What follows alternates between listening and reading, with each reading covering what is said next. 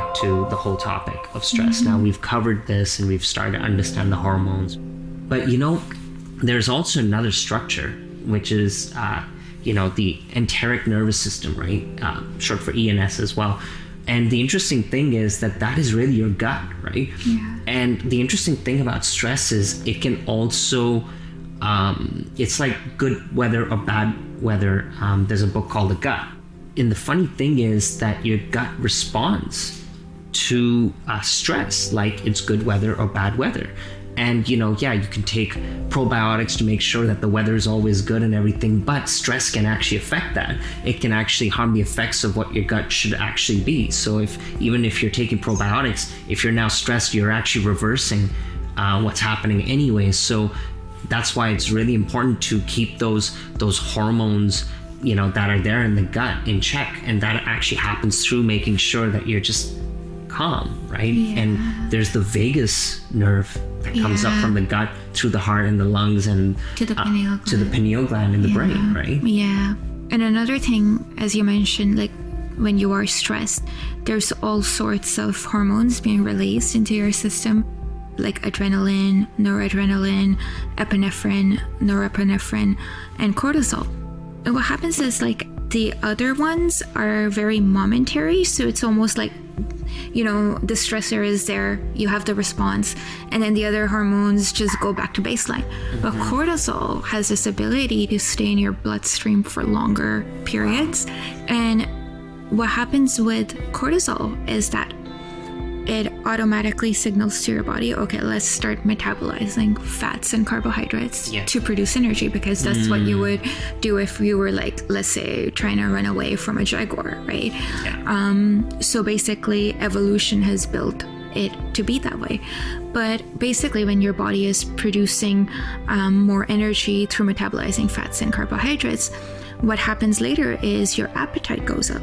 And that's because insulin levels increase, and so blood sugar levels also increase as a result. Wow. And so that's why the term stress eating exists, because there is a direct correlation between stress and weight as well.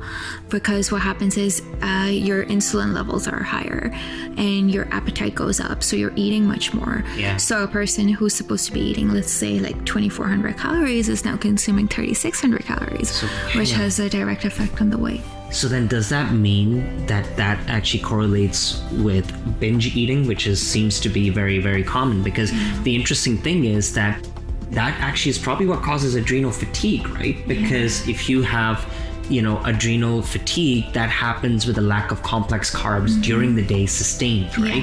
And now all of a sudden you're like, okay, now I haven't managed my carbs properly during the day, and now all of a sudden your adrenal system is overworking. It's just added, and now all of a sudden it's like, okay, you know what? Like, fuck it. Like, I'm just gonna not produce the necessary cortisol or adrenaline that I need, and that's why you can find during the day you're sluggish, you have low energy levels, and of course, who doesn't get stressed with low energy levels? Yeah. Right? Yep. It's true. So to manage like those cortisol levels, one thing that I found really, really impactful is like, consuming more fiber, like psyllium husk, and cinnamon has also been amazing for getting your blood sugar levels, because it's all interconnected, it's all interrelated. So it's very important, like, as you're taking care of your stress, you also begin taking care of your blood sugar, for example. And if you do those two simultaneously, your body will just love you. And when it comes to blood sugar, I mean, no one's invincible, really, because the labels of I'm diabetic or this or that, I mean, really, it can create this illusion, this cloud that some of us are more susceptible, whereas some of us are like not susceptible. I haven't been labeled this way, so therefore I'm not this. However, the thing is that there was a time where if I didn't eat properly, and you knew this, like, it would coincide with headaches, and just straight up headaches. And they felt like I guess they felt a little bit like, I don't know what exactly a migraine feels like, but I would say that it felt draining. That's how it felt. And the thing is that, as I felt that way, it was very interesting that I didn't eat the way that I should have. Like I didn't get the nutrition that I was looking for. It was almost like my brain was just mad at me.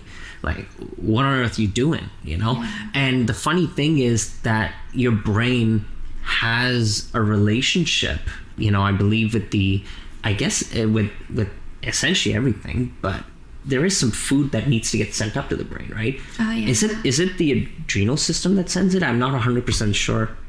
Well, it's like more so your digestive system. Yeah. Yeah. And I guess though... But the adrenal plays a huge role, like I said, in like the sending the instructions on how to metabolize that food. And like, you know, like as I was mentioning, like it instructs the brain to go, okay, you know, let's start metabolizing fats and carbohydrates. Okay. So it's all interconnected. It's all interconnected. Wow.